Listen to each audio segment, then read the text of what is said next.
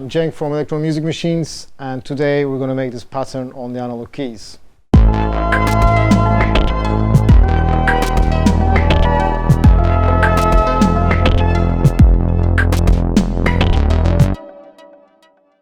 Okay, so let's start with building a bass line on track 1. So we've got the initial patch here. Okay, let's put the octave down as we're creating the bass line. So let's start editing the sound to turn it into a bass. We're on the oscillator 1 page, and let's add a sub oscillator first of all.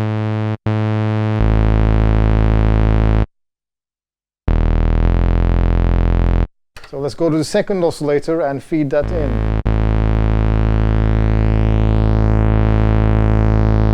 Hear it now, but it's kind of got this stale note, but I want to detune a bit so that it gets this nice fatness and this moving sound.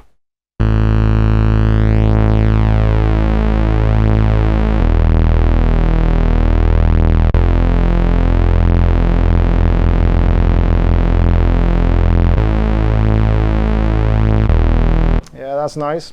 Let's change the waveform for the second oscillator. Set it for triangle and change the pulse width a bit.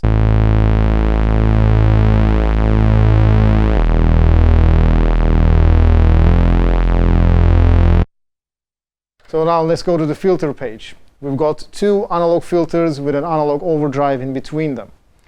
So let's change them. I think I will use the second filter as a low pass filter.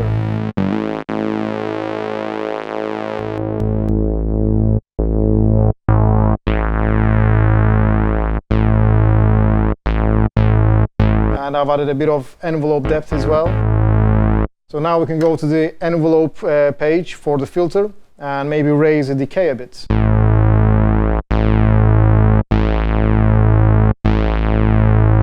Let's go back to the filter and drop the frequency of the second filter down a bit.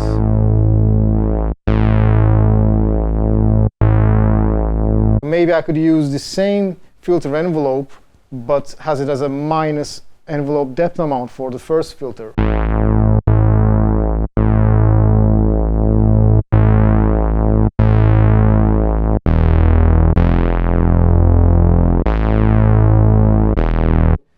But still the note is too static for my ears. I want to give a little bit of vibrato maybe or something, but the second page of the oscillator 2 has got more options where there's a really nice vibrato function.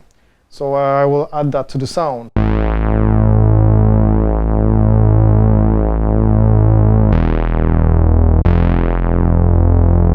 It's nice, but I don't want it to last in the whole notes.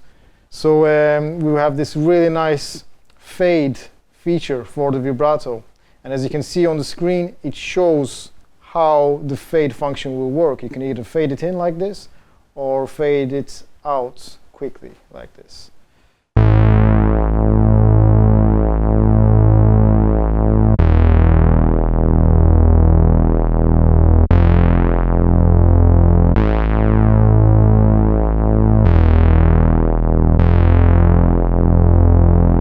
Okay, I'm happy with the sound, so let's start sequencing this. First of all, I will go to the scale setup page by function and page, pressing those buttons. I want to use the advanced mode because I want to have the 4 tracks with different sequence length, different step length. So let's set the master length for infinite, and let's set the step length for track 1 to 64. And let's exit this page. Let's press record and go into the grid recording mode and put the trigs in there. The sequencer is located right here, and you have the keyboard here. They work really well when creating sequences because they're really close to each other, and it's very easy to put in notes. You hold the step and choose which note that you want. It's simple as that. As we're laying some notes into the sequence, I should go to the note page and raise the length of the trigs. You can see the value of how many trigs the note will last for. I will set it for 32 steps. So that will be the first note, this one. So So I go to the second page, and here I had another trick at the beginning of the sequence. So this was the first, this will be the second, yeah, like this. That could work, so let's put that there.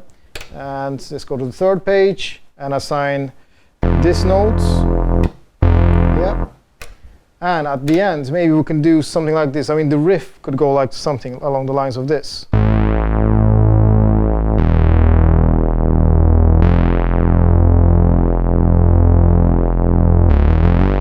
Yeah, we could do that. So I need to put that into the sequencer. So I would, this is the last 4 steps of the sequencer. So that's the first, second, third, fourth, there. And I would also like to drop the vibrato just a bit. And now we can hear the sequence.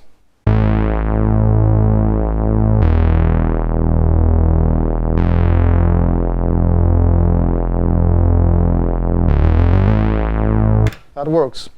Now we need to make a beat for this bass line. So I go to track 2, and I will use the sound lock feature of the analog keys. This mode is really cool because I can trigger different presets per step in the sequencer. So let's say on the first step in the sequencer, I will select kick bass drum 1. And on the 9th step, I could select, let's say, snare. And here's the result. So I could add some different hits, different presets within the same sequence.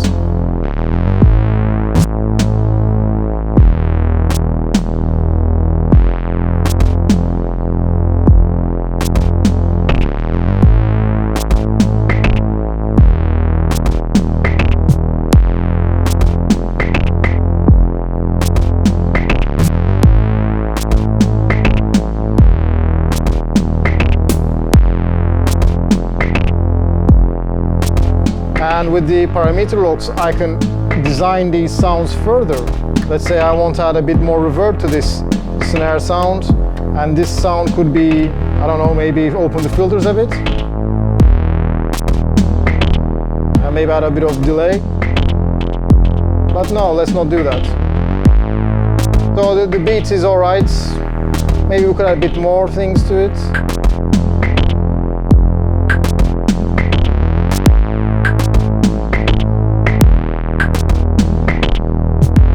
Yeah, that's all right for now.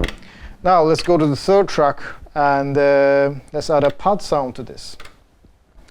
The analog keys can be a 4-voice analog synthesizer, but in this mode I'm using as a 4-track monophonic way. So to create like a pad sound, I would need some kind of a chord structure. I can achieve this with this sub oscillator going down to the 5th of the note. I think that's a really cool feature to have. So let's create a pad sound now.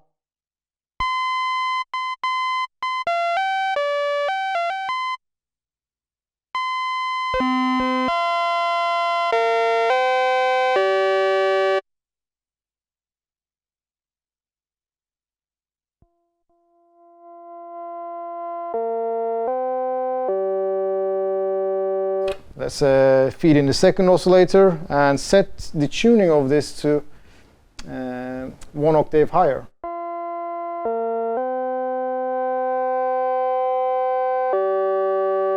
Now we will need some reverb and delay, and maybe a bit of a chorus also. The digital effects are send effects, so the signal path of the analog keys is 100% analog, but the digital effects are worked in a send manner.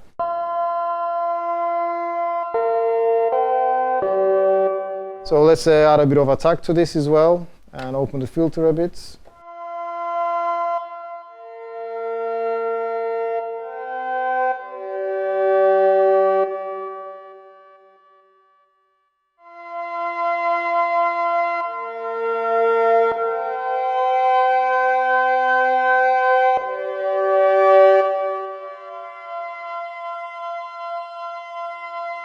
Okay, let's try to record that real time into the sequencer. Before I activate the real-time record modes, I will set the sequencer length to 64 step for track 3.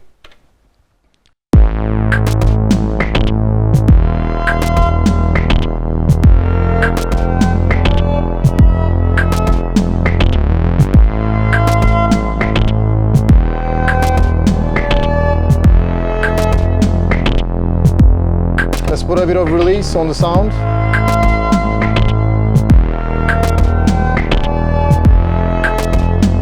Okay, now I'm ready to record.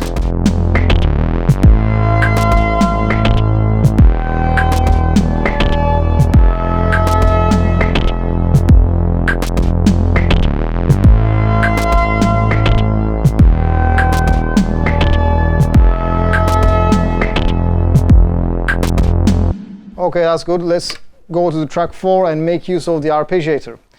Each track has got their own arpeggiators, and also the effects and the CV track has got their arpeggiators also. You can even have a different sequence for each of the arpeggiators. It can get pretty crazy and complex. Here you can tune your own arpeggiator settings via the sequencer and the encoders, like this. But now I want to keep it simple. I just want to shorten the length and maybe put a mute in the sequencer of the arpeggiator, like that. So something like this. Yep. Okay, let's start finding a sound for this. The analog keys can hold up to 4,000 presets. So that's a lot of presets to, save and distribute and share with your friends. But let's pick a sound for this. I think I've got a good one here for this. So I select this sound.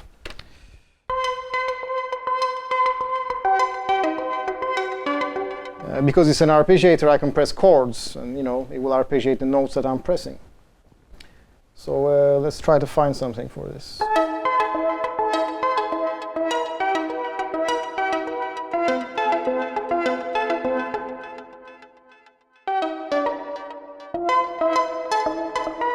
I think this will work. Let's try to add it into the sequence. Of course, we should set the sequencer length up to 64 steps before we go into record this.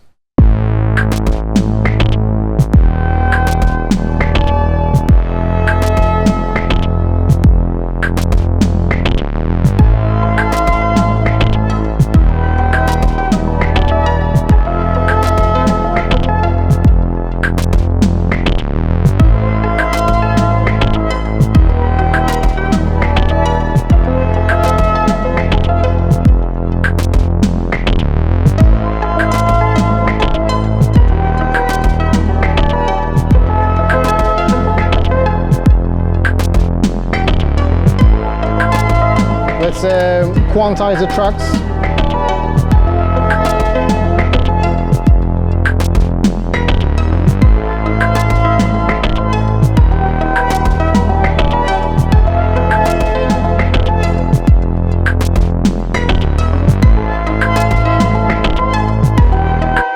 Now I want to assign an LFO to the bass track, something that will be in sync with the tempo and modulate the filter to give it a bit more feel with the rhythm. So I will mute the 2 other tracks.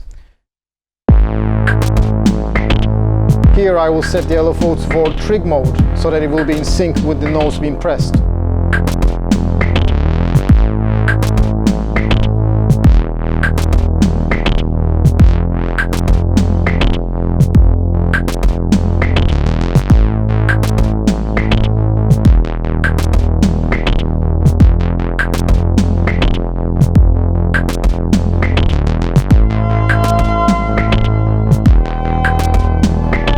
You have a mixer mode under the performance page where you can mix your tracks a lot easier and you can see them on the screen.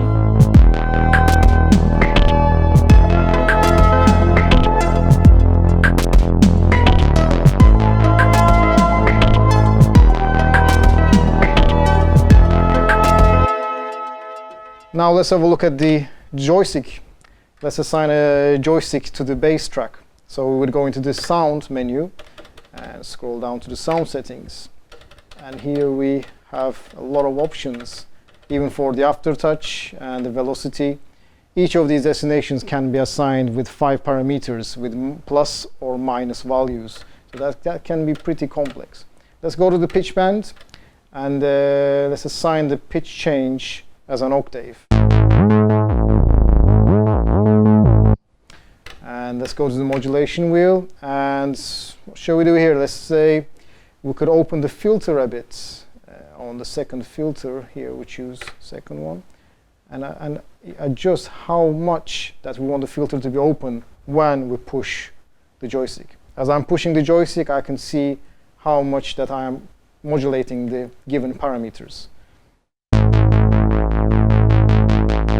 I want it to be open more. Let's see.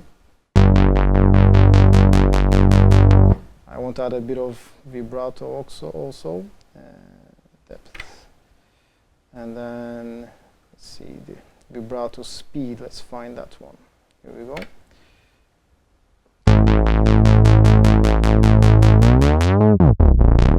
Okay, that's good. So.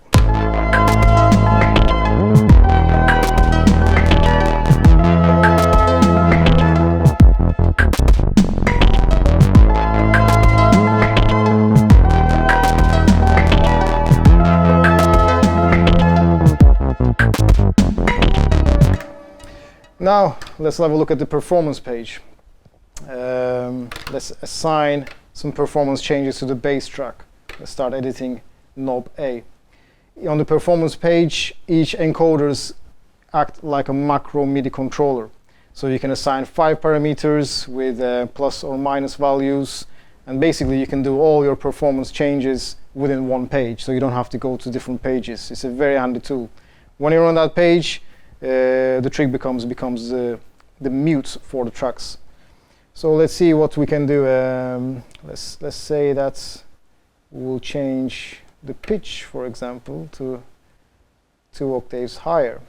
And also at the same time, I want to have more reverb and delay. And we set them up like this, delay. So we can hear the result now. Let's see. And I can try out this setting with the level knob while I'm on this screen. So we would need more reverb and delay. Open the filters up also. We choose frequency 1 and 2.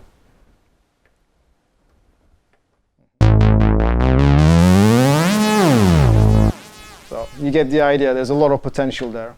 I've already set up some other performance encoders for these ones. So yeah, we can have a quick play with the performance pages now.